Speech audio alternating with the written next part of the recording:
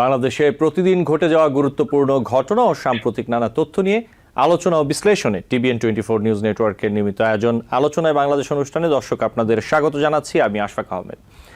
আজকের অনুষ্ঠানে অতিথি হিসেবে আমাদের সাথে যুক্ত আছেন আব্দুল কাদের জিলানী, সভাপতি বাংলাদেশ শ্রমজীবী পার্টি, এবং আমাদের সাথে আরও যুক্ত আছেন মোহাম্মদ বাহাদুর ইসলাম ইমতিয়াজ, যুগ্ম সাংগঠনিক সম্পাদক, কেন্দ্রীয় কমিটি, জাতীয় পার্টি। আপনাদের স্বাগত জানাচ্ছি আলোচনায় বাংলাদেশ অনুষ্ঠানে।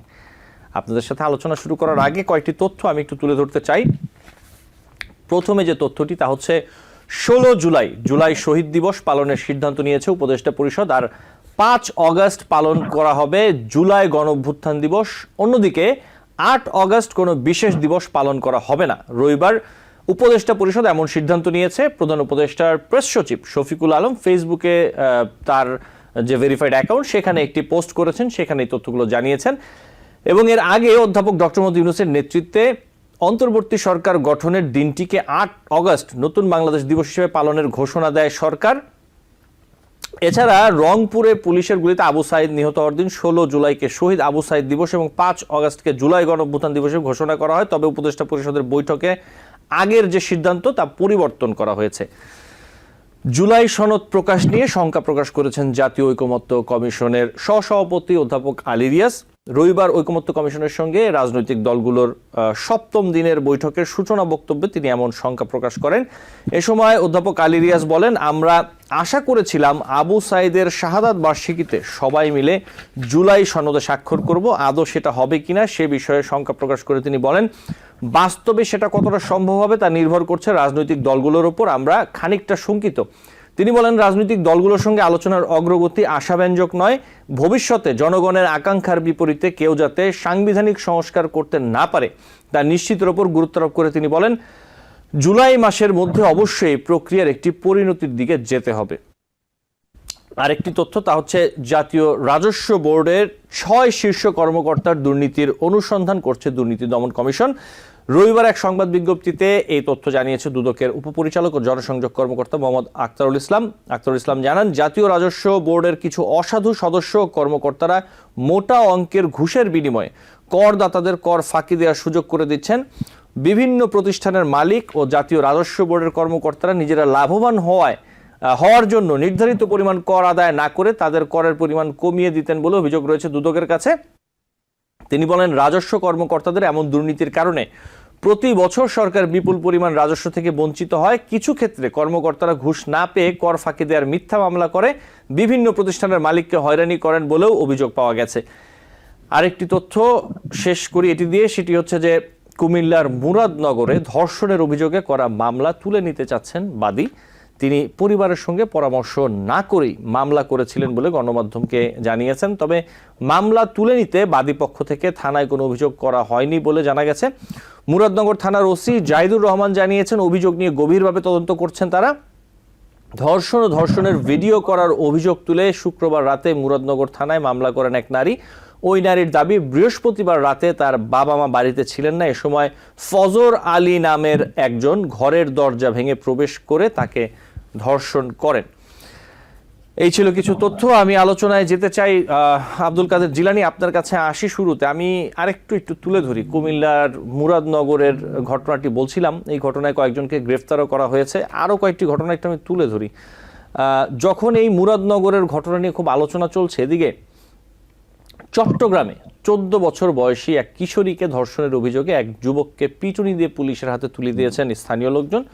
কক্সবাজারের রামু উপজেলায় এক নারীকে ধর্ষণের চেষ্টা ও ছুরিকাঘাতের অভিযোগে আব্দুল মান্নান নামের এক যুবককে পিটিয়ে ও কুপিয়ে হত্যা করেছেন স্থানীয় বাসিন্দারা। গাইবান্ধার গোবিন্দগঞ্জে শিশুকে ধর্ষণ চেষ্টার অভিযোগে আটক এক ব্যক্তি পিটুনিতে নিহত হয়েছেন। এখন প্রশ্ন হচ্ছে, আব্দুল কাদের জিলানী, এই সমাজে একজন নারী, একজন শিশু বা কিশোরী কতটা নিরাপদ? আপনি কি মনে করেন বর্তমান যে আমরা পরিস্থিতি দেখছি, আপনি কি বলবেন?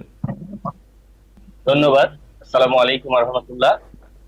সম্মানিত উপস্থাপক এবং আমার সঙ্গে আছেন অতিথিবৃন্দ, আমার শ্রদ্ধাভাজন ভাই, আজকে বাংলাদেশের যে অবস্থা, সেই অবস্থার আলোকে সামাজিক অবক্ষয়, এই সামাজিক অবক্ষয়টা এখানে আমাদের যে কথাটা বলতে হবে সেটি হলো কি, এই সামাজিক অবক্ষয়তার জন্য আমরা পার্শ্ববর্তী যে আমাদের যে পরিবেশ, সেই পরিবেশের যে পার্শ্ববর্তী, আমি যে জায়গায় থাকবো সেই জায়গায় আমার পার্শ্ববর্তীতে যারা থাকবেন, পরিবেশে যারা থাকবেন, আশেপাশে যারা থাকবেন, তাদেরকে তো অবশ্যই সুন্দর একটি ভালো পরিবেশে থাকতে হবে।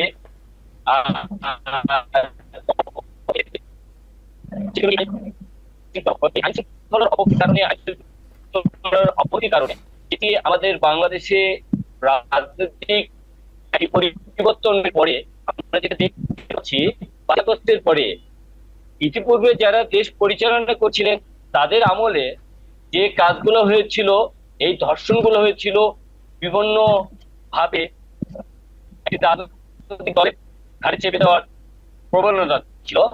কিন্তু এখন এই ৫ আগস্টের যে কাজগুলো হচ্ছে, নারীর নিরাপত্তা, নারীর নিরাপত্তা, শিশু নিরাপত্তার বিষয়টা আসলে আমাদের সামাজিক যে অবক্ষয় এটি সৃষ্টি হয়েছে, সামাজিক অবক্ষয়কে রক্ষা করলে আমাদের প্রশাসনকে অবশ্যই শক্তিশালী হইতে হবে এবং সেটি কোনোভাবেই যেন পরবর্তীতে আমাদের এই ধরনের কোনো কাজ না হতে হয়, সেটি স্থানীয় যে নেতৃবৃন্দ গুলো আছেন তাদেরকে দেখতে হবে।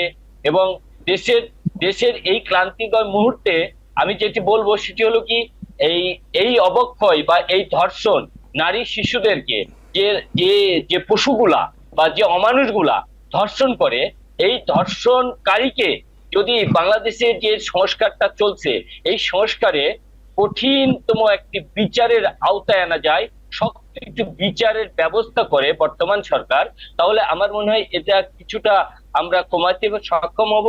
আর সবচেয়ে বড় কথা যেটি বলবো, আইনের অবক্ষয়, আইনের দিকটা বিবেচনা করতে হবে। আইনের যে অবনতি, এটি আমরা কখনোই আশা করিনি। আজকে 10টি মাস অতিবাহিত হয়ে 11 মাস চলছে, অথচ আমাদের দেশে আইন শৃঙ্খলার বাহিনীরা স্ট্রং ভাবে, শক্তি দিয়ে, শক্তিশালী ভাবে যে কোনো কাজকর্ম করবে, কেন জানি তারা সেখান থেকে বিরত আছে। আমাদের আমাদের সবাইয়ের একটি চাওয়া ছিল, যেটি একটি পাওয়া হিসাবে, যে বর্তমান যে 5 আগস্টের পরে দেশের যে অবস্থা, এই দেশের অবস্থাতে আমরা আইন শৃঙ্খলার কাছে সুন্দর একটি সেবা আশা করেছিলাম, কিন্তু এই সেবাটা তারা দিতে ব্যর্থ হচ্ছে কেন জানি, আমি জানি না।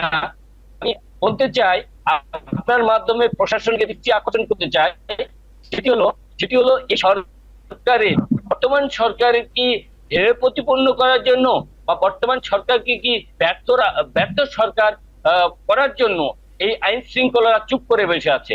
বিগত 16 বছর যাবৎ যে প্রশাসনের উচ্চ পদস্থ কর্মকর্তারা যেসব জায়গায় বসে আছে, যে চেয়ারগুলোতে বসে আছে আজ অবধি, তারা কি চাচ্ছে এই বাংলাদেশকে একটি মানে ব্যর্থ রাষ্ট্রে পরিচালিত করতে, এই বাংলাদেশে আবার সেই স্বৈরাচারকে পুনরুদ্ধার করতে?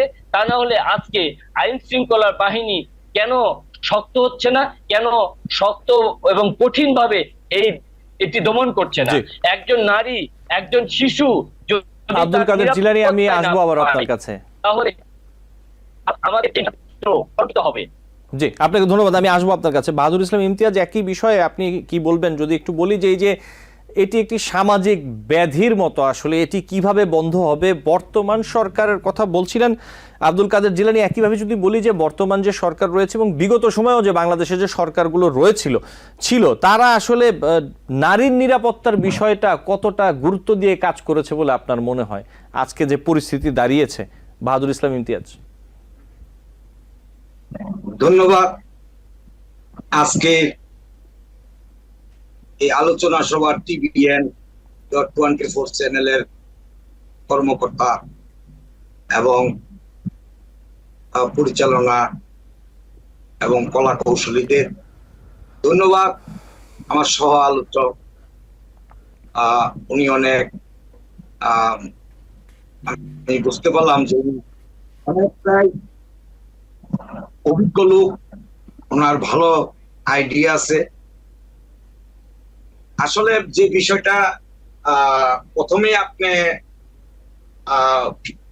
আলোচনায় নিয়ে আসছেন, দেখুন আমি যদি এই বর্তমান সরকার, এই সরকারের প্রথম দিক থেকেই যদি আমি একটু মানে কথাগুলা নিয়ে আসতে চাই, এই সরকার যখনই উনি প্রধান উপদেষ্টা হিসাবে উপদেষ্টা মন্ডলী ঘোষণা করলেন এবং তার শপথ নিলেন, তারপর থেকে আমরা দেখতেছিলাম যে উনাদের যে কাজের যে একটা জুলাইয়ের গণ অভ্যুত্থানের যে স্পিরিট, সেই স্পিরিটের যে একটা ওজন, সেই ওজনের ভারসাম্যতা আমার মনে হয় ওনারা রক্ষা করতে পারেননি।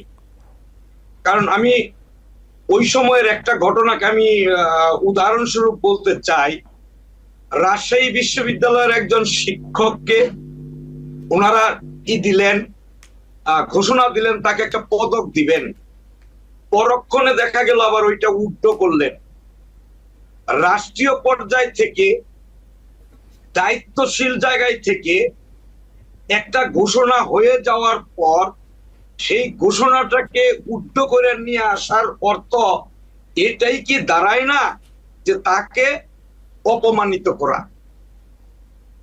ওই ব্যক্তি যদি কখনো প্রশ্ন তোলেন যে আমি তো আপনাদের কাছে সমমনা বা পদক চাইনি, আপনারা আমার সিলেক্ট করলেন, আবার আমাকে আপনারা বাতিল করলেন, এটা তো আমার মান সম্মানের আঘাত, সম্মান হানি, সে তো মামলাও করতে পারে।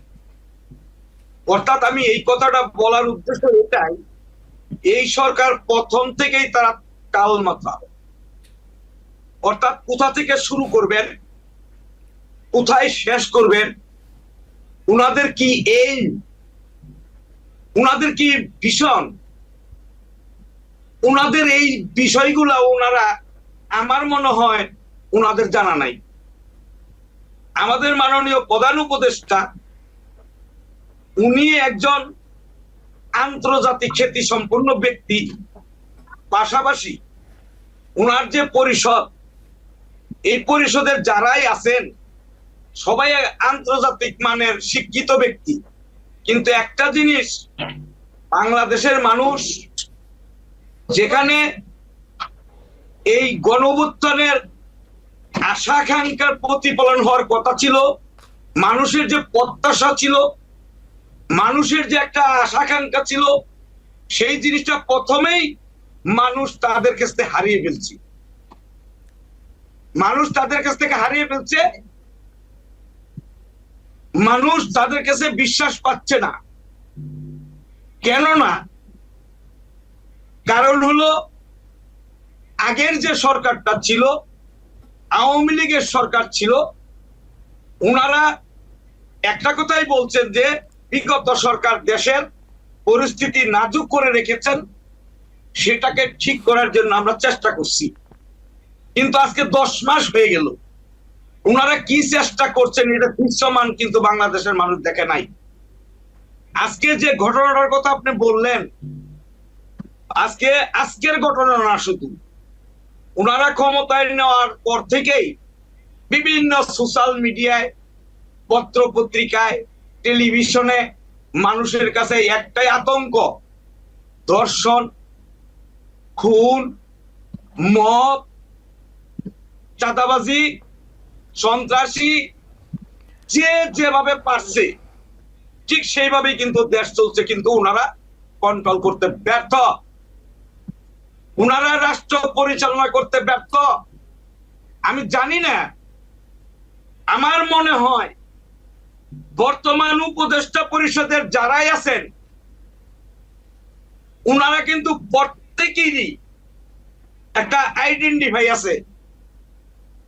যেমন আমাদের মাননীয় প্রধান উপদেষ্টা, উনি একজন এনজিও ব্যক্তিত্ব, অর্থনীতির ছাত্র, অর্থনীতির ব্যক্তি, উনি শান্তিতে নোবেল পেয়েছেন।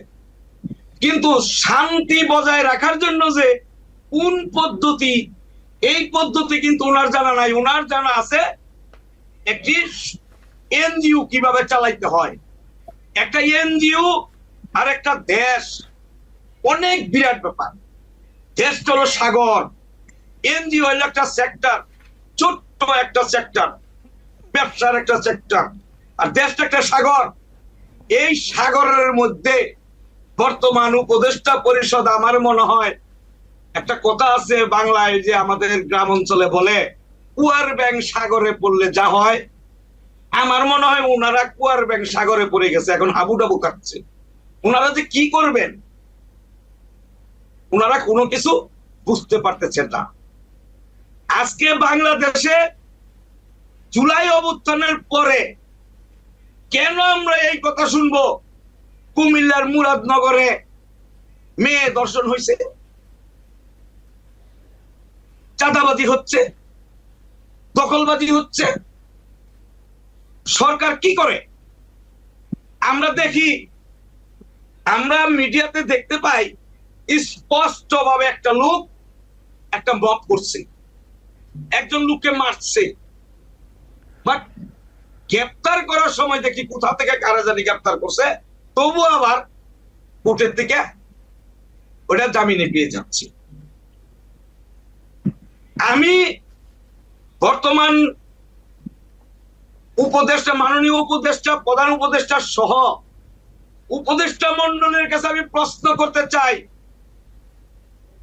আপনারা বলেন এই দেশে সুশাসন দিবেন, আপনারা বলেন এই দেশের জনগণের ভোটের অধিকার দিবেন, আপনারা বলেন এই দেশের ক্ষুধা নিবারণ করবেন, আপনারা বলেন যুবকদের চাকরি দিবেন, অর্থনীতিতে দেশকে একেবারে আকাশ পর্বত সমান টাকা দিয়ে ভরিয়ে দিবেন, তার নমুনা কি এটা? এটাই কি নমুনা?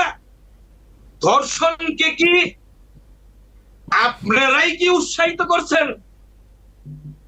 আমার তো সন্দেহ হয় যে আপনাদের মধ্যে থেকে কেউ না কেউ উৎসাহিত করছে, কারণ আপনাদের মধ্যে দুই একজন নাস্তিক আছে, উপদেষ্টা মন্ডলীতে দুই একজন নাস্তিক আছে। আজকে আমার দুঃখ হয় যে ছাত্র জনতা এত বড় একটা অভ্যুত্থান ঘটিয়ে দেশের জনগণের এত বড় একটা আশাকাঙ্ক্ষা এবং স্বপ্ন দেখিয়ে উনাদেরকে দায়িত্ব দিলেন এই কুমিল্লার আমাদের পার্টির, জাতীয় পার্টির মাননীয় চেয়ারম্যান জিএম কাদের সাহেব ছাড়া অন্য কোন রাজনৈতিক দল বা কোন ব্যক্তি এখন পর্যন্ত কোন বিবৃতি পর্যন্ত দেয়নি। কেন ওনারা নীরব? কেন নীরব? জাতি এইটা একদিন হিসাব নিবে তাদের কাছ থেকে। জি, আমি বলতে চাই, জি বাহাদুর ইসলাম ইমতিয়াজ, আমি বলতে চাই যে আমাদের একটি বিরতি নিতে হবে, বিরতি থেকে ফিরে আমরা আরো বেশ কিছু বিষয় নিয়ে, জি শেষ করুন, আপনি শেষ করুন। জি, আমি বলতে চাই এই ঘটনা আর যেন পুনরাবৃত্তি বাংলাদেশের মানুষ না দেখে উপযুক্ত শাস্তি দৃশ্যমান দেখতে চায় খুব অল্প সময়ের মধ্যে। জি ধন্যবাদ আপনাকে বাহাদুর ইসলাম ইমতিয়াজ। আমরা আলোচনা করবো আরো বেশ কিছু বিষয় নিয়ে, আমাকে একটি বিরতি নিতে হবে। আব্দুল কাদের জিলানী আপনিও সাথে থাকবেন। দর্শক, আলোচনায় বাংলাদেশ অনুষ্ঠানে নিচ্ছি ছোট্ট একটি বিরতি, সাথে থাকবেন। TBN 24 টেলিভিশন দেখতে আজই কল করুন 7187776556। লগ ইন করুন www.totalcablebd.com।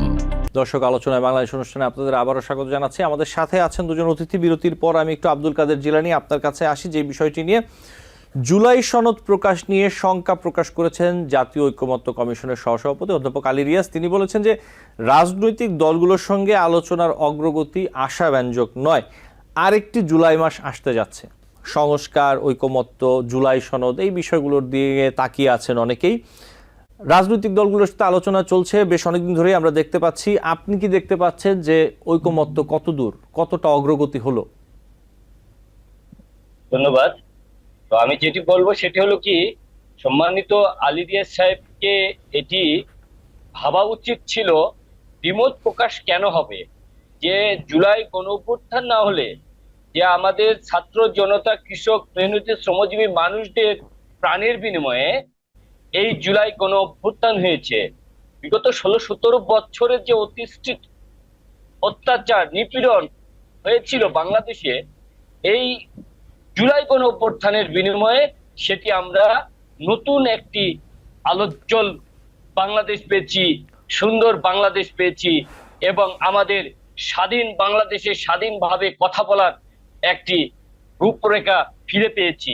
আর এই গণ অভ্যুত্থান, জুলাই গণ অভ্যুত্থানকে যদি কোনো দল বা কোনো ব্যক্তি এটিকে দ্বিমত প্রকাশ করে, তাহলে সেটি এই আলী রিয়াজ সাহেব বা কমিশন যিনারা আছেন ওনাদেরকে কঠিন হস্তে সেটিকে দমন করতে হবে, এবং সেটি কোনোভাবেই যেন এই জুলাই অভ্যুত্থানকে আমাদের পিছানো না যায় সেটিকে নজর রাখতে হবে। এই জুলাই গণ অভ্যুত্থানকে যদি কোনো ব্যক্তি বা যদি কোনো রাজনৈতিক দল এটিকে দিয়ে দ্বিমত প্রকাশ করে, তাহলে সেই আলী রিয়াজ সাহেবকে এবং মাননীয় কমিশনারদেরকে বাংলাদেশের 20 কোটি জনগণের মুখে উন্মোচন করতে হবে এই দল বা এই ব্যক্তি গণ অভ্যুত্থানের বা জুলাই সনদে তারা দ্বিধা ভক্ত করছে, তারা দ্বিমত প্রকাশ করছে, তারা রাজি নয়। এই মর্মে আমাদের 20 কোটি জনগণের কাছে তাদের মুখোশ উন্মোচন করতে হবে। তা না হলে আজকে আমাদের এই জুলাই গণ অভ্যুত্থান, জুলাই সনদ যদি আমাদের বাংলাদেশে এই জুলাই মাসে একটি ঘোষণা না হয়, তাহলে কিন্তু বাংলাদেশের কঠিন একটি পরিস্থিতি স্বীকার করতে হবে। এমনকি এই বর্তমানে যে অন্তর্বর্তীকালীন সরকার আছেন, যে সরকার একটি কমিশন তৈরি করে দিয়েছেন, এই কমিশনারের যে দায়িত্বে আছেন আলী রিয়াজ সাহেবকে আমি আবারও বলবো, আপনি মুষ্টিমেয় 30টি রাজনৈতিক দলকে নিয়ে সব সময় আপনারা কমিশনে বিভিন্ন ধরনের সিদ্ধান্ত গ্রহণ করছেন। কেন আপনারা কি দেখতে পাচ্ছেন না 30টি দলটিকে নিয়ে শুধু আপনারা কমিশন বা গণ অভ্যুত্থান, জুলাই সনদ, বিচার, সংস্কার এই আলোচনা মুষ্টিমেয় 30টি রাজনৈতিক দলকে কেন আপনারা বারবার করে ডাকছেন? এখানে যেখানে 50টির ঊর্ধ্বে আপনার নিবন্ধিত রাজনৈতিক দল আছে, 300-350+ অনিবন্ধিত রাজনৈতিক দল আছে, এই অনিবন্ধিত রাজনৈতিক দলকে এই কমিশন কোনোভাবেই মূল্যায়ন করছে না। একটি রাজনৈতিক দল প্রতিষ্ঠিত করতে, একটি রাজনৈতিক দল পরিচালনা করতে যথেষ্ট যোগ্যতা লাগে, মেধা লাগে, জ্ঞান লাগে, রাজনৈতিক অভিজ্ঞতা লাগে। তাহলে ওনারা বার কেন এই 30 রাজনৈতিক করছে? আবার এখন বলছে আমরা সংখ্যায় ভুগছি। এই সংখ্যায় ভুগছে কেন? আপনাকে অবশ্যই আলী রিয়াজ সাহেব আপনাকে একদম দিতে হবে। জি, আব্দুল কাদের জিলানী করছে জুলাই নিতে পারি, স্বীকৃতি না নিতে পারি, তবে কিন্তু আমি দেখছি এই বাংলাদেশে কঠিন মানে বিপর্যয় সৃষ্টি হবে। যে জুলাই মাসে আমাদের এই বাংলাদেশের আমরা উন্মোচন করেছি, স্বাধীন করে আমরা জুলাই মাসে আমরা গণ অভ্যুত্থান করেছি, জুলাই সনদের জন্য আমরা 5 আগস্টে নতুন বিজয় করেছি, বাংলাদেশকে যেন বিশ্বের দরবারে নতুন স্বাধীন সার্বভৌমত্ব আকারে পেয়েছি। এই 5 আগস্টকে অবশ্যই মূল্যায়ন করার জন্য, জুলাই গণ অভ্যুত্থানকে মূল্যায়ন করার জন্য, শহীদের রক্তকে মূল্যায়ন করার জন্য জুলাই গণ অভ্যুত্থানে কোনো দ্বিধা থাকতে পারে না। আমি রাজনৈতিক দলের একজন সামান্য নেতা হিসেবে আমি যেটা বলতে চাই, জুলাই গণ অভ্যুত্থান বা জুলাই সনদ যদি কার্যকর না হয়, তাহলে এই বাংলাদেশে বড় ধরনের একটি মানে বিপর্যয় আমি সামনে লক্ষ্য করছি। এবং আমাদের জুলাই গণ অভ্যুত্থানের যেসব নেতা কর্মী আছেন, তারা যদি আবার একত্রিত হয়, তাহলে বাংলাদেশের আসলে একটি বড় ধরনের ক্ষতির দিকে এই রাষ্ট্র চলে যাবে। তবে আমি আবারও রিকোয়েস্ট করব, অনুরোধ করব, জোরালো ভাবে বলবো, সেটি হলো কি, জুলাই গণ অভ্যুত্থানে যে ব্যক্তি বা যে দল এখানে দ্বিমত প্রকাশ করছে, জাতির কাছে জোরালো ভাবে সেটি উন্মুক্ত করতে হবে। তারপরে এই জুলাই সনদ বাস্তবায়ন করার পরে আমরা সংস্কারে যাব, আমরা বিচারে যাব, আমরা নির্বাচনে যাব। জি। যদি এই জুলাই সনদ, বিচার, সংস্কার, আইন, এই অবকাঠামো করতে যদি আমাদের সময় লাগে, কোনো অসুবিধা নাই, আপনারা সময় নেন। কিন্তু আগামী ডিসেম্বর বা আগামী ফেব্রুয়ারি বা আগামী এপ্রিলে নির্বাচনের রূপরেখা রেখে আপনারা বলবেন এখন কোনো কিছু করা সম্ভব না, এইটা বাংলার 18 কোটি 20 কোটি জনগণ মেনে নিবে না। আগে আমাদের জুলাই সনদ, তারপরে সংস্কার, তারপরে বিচার, এরপরে মানে নির্বাচনের, জাতীয় সংস্কার নির্বাচনে ম্যাপ দিতে হবে এবং জাতীয় সংস্কারের যে নির্বাচনী রোড ম্যাপ দিবে তার আগে অবশ্যই স্থানীয় সরকারের জন্য, স্থানীয় সরকার নির্বাচনের জন্য প্রত্যেকটি রাজনৈতিক দল সহমত প্রকাশ করেছে স্থানীয় সরকার আগে নির্বাচন দিতে হবে। আর আমাদের জুলাই মাসে অবশ্যই জুলাই 31 করতে হবে। জুলাই সনদ, জুলাই বিপ্লব অবশ্যই আমাদের প্রাধান্য দিতে হবে। এই জি, আব্দুল কাদের জিলানী, জি আপনাকে ধন্যবাদ। আমি নিশ্চয়ই আপনার কাছে আবারও আসবো একই বিষয়ে। বাহাদুর ইসলাম ইমতিয়াজ, আপনার কাছে আসি। এই যে রাজনৈতিক দলগুলোর সাথে, ঐকমত্য কমিশনের সাথে, সংস্কার কমিশনের সাথে, সরকারের বিভিন্ন ব্যক্তি এবং সংগঠন সংস্থার সাথে যদি বলি যে বৈঠক যেগুলো হচ্ছে, এতে ঐকমত্যের যে জায়গাটি শুধুমাত্র জুলাই সনদ না, অন্যান্য যে সংস্কারের যে বিষয়গুলো নিয়ে আলাপ আলোচনা হচ্ছে, এই জায়গাগুলোতে আপনি কতটা ঐকমত্য দেখতে পাচ্ছেন? ধন্যবাদ। দেখেন, আমরা একটা বিষয় লক্ষ্য করি, আমার রাজনৈতিক জীবনে আমি দেখেছি, প্রত্যেকেই বলেন বক্তৃতায় যে আমার সাথে দেশের সকল সদস্য, দেশের সকল জনগণ আছে, সবাই আমাদেরকে ভোট দিবে, আমরা ক্ষমতায় যাব। এখন 18 কোটি মানুষ বলেন না 16 কোটি মানুষ বলেন আর 20 কোটি মানুষ বলেন, 12 কোটি ভোটার বা 11 কোটি 12 সামথিং 12 কোটির মতো ভোটার, এখন সব দলগুলাই বলেন যে আমরা ক্ষমতায় যাব, আমাদেরকে সবাই ভোট দেবে, আমাদের সাথে সবাই আছে। এই যে আপনার বর্তমান যে সরকার,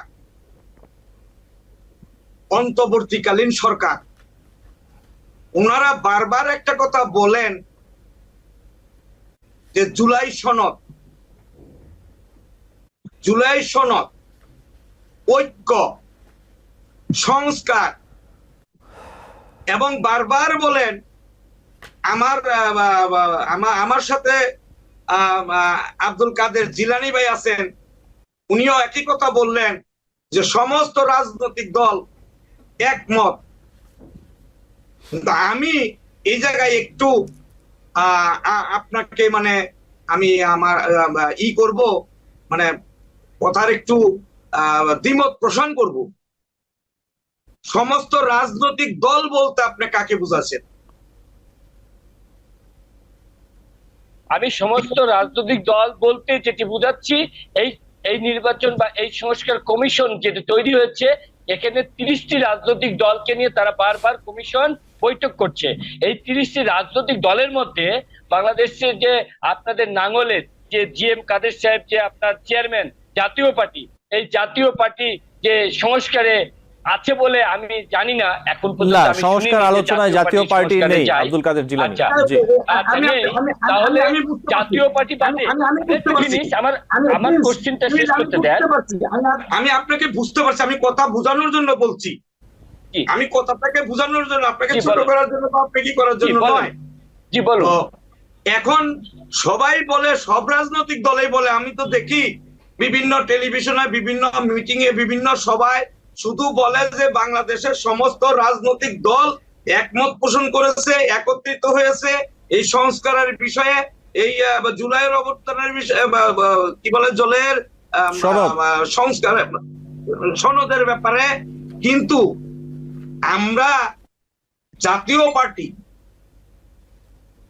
এই জাতীয় পার্টি বাংলাদেশে 9 বছর রাষ্ট্র পরিচালনা করছেন আমাদের সাবেক রাষ্ট্রপতি পল্লী বন্ধু হুসেইন মোহাম্মদ এরশাদ, যিনি একজন সামরিক জান্তা, যেই সামরিক জান্তা হুসেইন মোহাম্মদ এরশাদ পৃথিবীর নজির, জেলখানায় বসে উনি 2 বার 5টি আসনে উনি জিতেছেন। সমস্ত নেতা কর্মীরা যখন 91 জেলে, তখন আমাদের জাতীয় পার্টি 37টি আসন পেয়েছে। আর এই হুসেইন মোহাম্মদ এরশাদ 9 বছর রাষ্ট্র পরিচালনার যে দক্ষতা, উনার যে অ্যাডমিনিস্ট্রেটর, দেশ বিদেশে উনার যে উন্নয়ন। বাহাদুর ইসলাম ইমতিয়াজ, আপনি যে কথাগুলো বলছেন, জাতীয় পার্টিরও কিন্তু সরকার ক্ষমতাচ্যুত হয়েছিল, অথবা হোসেন মোহাম্মদ এরশাদ সাহেবও কিন্তু ক্ষমতাচ্যুত হয়েছিলেন গণঅভ্যুত্থানের মধ্য দিয়ে। জি বলুন। কিন্তু সেই যে গণঅভ্যুত্থান বলেন আপনারা, ঠিক আছে, আমরা মাইনে নিলাম গণঅভ্যুত্থান, যদিও আমরা এটা মানি না।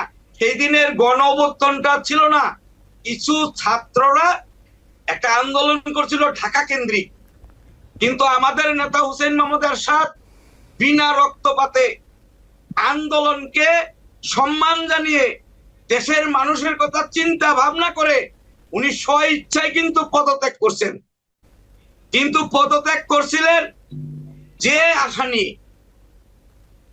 যে উদ্দীপনা নিয়ে, পরবর্তী সরকারগুলাই এসে কি সেগুলা বাস্তবায়ন করতে পারে নাই। বরঞ্চ আজকে এই যে নতুন নতুন সমস্যা দেখা দিচ্ছে, আজকে 24 হলো কেন? 90-এর অভ্যুত্থানের পরে আর তো 24-এর অভ্যুত্থান হওয়ার কথা ছিল না। আজকে দেখেন আমাদের নেতা হুসেইন মোহাম্মদ এরশাদ তৎকালীন সময়ে জাতিসংঘে সৈন্য প্রেরণ করেছিলেন, তখন আমি বলবো ইমতিয়াজ সাহেব, আমি আপনার কথাটা ধরি 1 মিনিট। গণ অভ্যুত্থান 24-এর হওয়ার কথা ছিল না। এই বাংলার মাটিতে গণ অভ্যুত্থান হতো না যদি আপনার জাতীয় পার্টি বিগত 3টি ট্রামে যদি আওয়ামী খুনি সরকারের সাথে যদি আতাত করে নির্বাচনে আপনারা না আসতেন। আপনার 2024 সালে এই জাতীয় পার্টি যদি নির্বাচনে না আসতো, তাহলে কিন্তু এই জাতীয় নির্বাচন হতো না। আপনার এই জাতীয় পার্টির কারণে আজকে বাংলাদেশে 2024-এ গণ অভ্যুত্থান হয়েছে।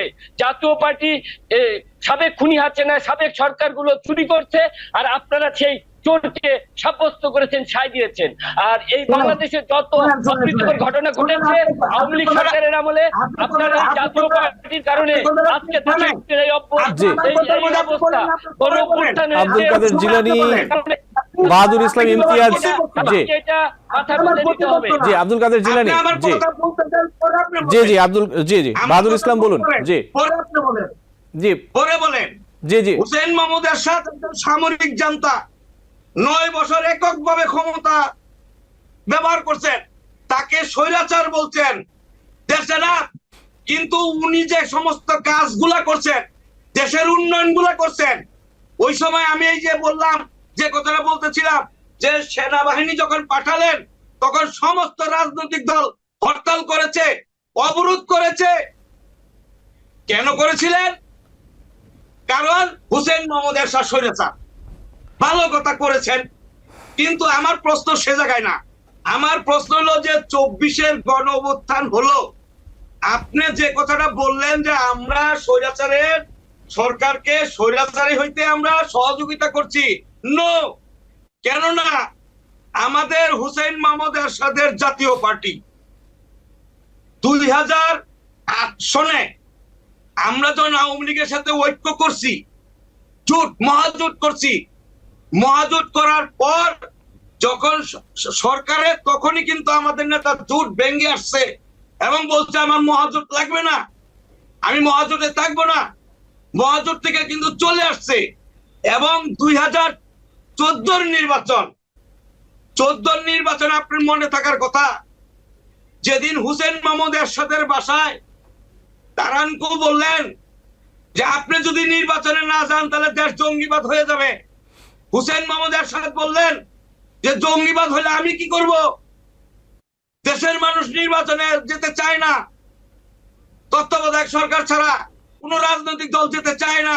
সেই দিন আমাদের নেতা আমাদের বর্তমানে জাতীয় পার্টির মাননীয় চেয়ারম্যান জিএম কাদের এরশাদ সাহেবকে যখন সিএমএসি নিয়ে গেলেন, জিএম কাদেরের নেতৃত্বে 270টা আসনে আমরা উড্ড করলাম প্রার্থীতে।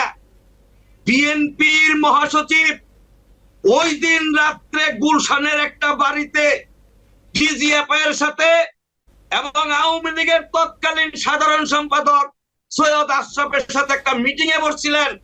সেই মিটিংটা ছিল গোপন মিটিং। গোপন মিটিং এ কি হয়েছিল? আপনারা তো নির্বাচন করবেন না, নির্বাচনে যাবেন না, তাহলে ওখানে মিটিং এ গিয়েছিলেন কেন? আজকে প্রশ্ন করতে আমার মনে চায় ওই বিএনপির নেতা মহাসচিব মির্জা ফখরুল ইসলাম আলমগীর সাহেবকে, কেন যে সেই দিন আপনারা কি ক্ষমতা বুঝে আনার জন্য মিটিং এ গিয়েছিলেন, নাকি ক্ষমতা বুঝাই দেওয়ার জন্য গিয়েছিলেন? কেন গিয়েছিলেন?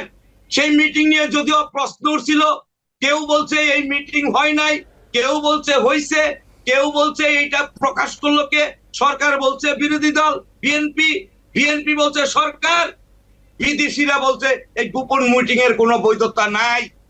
কিন্তু হুসেইন মোহাম্মদ এরশাদকে যখন জেলে নিয়ে গেলেন, সিএমএসি নিয়ে গেলেন, আপনারা আন্দোলন বন্ধ করে দিলেন, একটা লোক প্রতিবাদ করলেন না। উনি বললেন যে আমি আত্মহত্যা করব, আমি কোন দিকে যাব?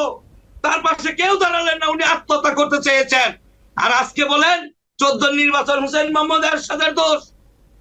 কেন আপনারা সেদিন আন্দোলন থেকে পিছিয়ে আসলেন? এটা জাতির কাছে স্পষ্ট করুক না বিএনপি, সমস্যা কি? আরেকটা কথা বলি, 2018 সনের নির্বাচন, প্রত্যেকটা রাজনৈতিক দল নির্বাচনে গিয়েছে, আমরাও গিয়েছি। ওখানে বিএনপি 60টা আসন পাইছে, আমরা পাইছি 23টা না 24টা 26টা। তা আমরা বিরোধী দল হয়েছি, ওনারা পদত্যাগ করছে সুযোগ সুবিধা নেওয়ার পর। তাহলে সেখানে প্রত্যেকটা উপনির্বাচন এবং প্রত্যেকটা স্থানীয় সরকার নির্বাচনে বিএনপি বা অন্যান্য দল যায় নাই। কেন গেছে? চরমুনার পীর উনি নির্বাচনে যায় নাই। আজকে কেন চরমুনার পীরের ওই দরবারে আজকে কেন সারজিৎ যায়? কেন সারজিৎ যায়? তারা স্বৈরাচারের দূষণ না, দূষণ শুধু জিএম কাদের, দূষণ শুধু জাতীয় পার্টি। কারণ জাতীয় পার্টি বিরোধী দলে ছিল। আমাদের নেতা জিএম কাদের সংসদে 2018 সনে স্পষ্টভাবে সরকারের কাছে বলছে ছাত্রদের আন্দোলন যৌক্তিক, এই যৌক্তিক মেনে নেওয়া হোক। সেখানে বিরোধী দলের ভূমিকা পালন করছে। আবার এই যে প্রতিটা আন্দোলনে, জুলাইয়ের অভ্যুত্থানের আন্দোলনে, মিটিং এ, সভায়, সমাবেশে, এমনকি যে গাজীপুরে একটা বিরাট জনসভায় বলছে যে ছাত্রদের পক্ষে আমি আছি। ছাত্রদেরকে যখন গ্রেপ্তার করা হলো, আমাদের পার্টির অফিসে জাতীয় পার্টির একটা মিটিং হলো, কেন্দ্রীয় মিটিং, সম্পাদক মন্ডলীর মিটিং। বাহাদুর ইসলাম ইমতিয়াজ, আমাকে শেষ করতে হবে, আমি শেষ করে দিই 1 মিনিটের মধ্যে। সেখানে সম্পাদক মন্ডলী একটা নিলেন, রেজিগনেশন নিলেন যে আমরা এই ছাত্রদেরকে আইনি সহযোগিতা করার জন্য উকিল নিয়োগ দিব। সেম কথাটা আজকে বলেছেন আমাদের নেতা জিএম কাদের। বিবৃতি আপনারা দেখেন, জিএম কাদের বিবৃতি দেখেন। এই যে মুরাদনগরের যে বাহাদুর ইসলাম ইমতিয়াজ, আজকে আমাকে শেষ করতে হচ্ছে, আমি একদম দুঃখিত, সময় শেষ, আমার সময় একদম শেষ। 2 সেকেন্ড। এই মুরাদনগরের বিষয়ে উনি বলছে যে এই মহিলার পক্ষে আমরা উকিল নিয়োগ করব, আইনি সহযোগিতা করব, তার বিচার চাই আমরা। কোন রাজনৈতিক দল এটা বলে না। বাহাদুর ইসলাম ইমতিয়াজ, আপনাকে অনেক ধন্যবাদ। আজকে আর সময় দিতে পারছি না। আব্দুল কাদের জিলানী, আপনাকে আন্তরিকভাবে ধন্যবাদ জানাচ্ছি। নিশ্চয়ই অন্যদিন আপনাদের সাথে আবারও কথা হবে। আমাদের সময় সীমিত এবং হুসেইন মোহাম্মদ এরশাদকে রেসপেক্ট করি, আপনার জাতীয় পার্টিকে রেসপেক্ট করি, কিন্তু আপনাদের রাজনৈতিক কৌশলে যে ভুল করেছেন, এই কারণে আজকে 20 কোটি জনগণের কাছে আপনারা পচে নষ্ট। আব্দুল কাদের জিলানী, আপনাদের সাথে আবার নিশ্চয় অন্যদিন কথা হবে। ভালো থাকবেন। দর্শক, আলোচনায় বাংলাদেশ অনুষ্ঠানে আজ এই পর্যন্তই। পরবর্তী অনুষ্ঠান দেখার আমন্ত্রণ জানিয়ে বিদায় নিচ্ছি।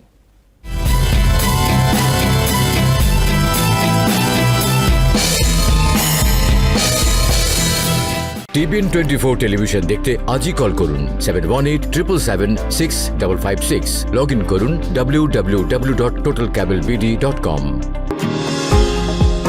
নিউ ইয়র্ক থেকে সম্প্রচারিত TBN24 টেলিভিশন বিশ্বজুড়ে বাঙালির কণ্ঠস্বর।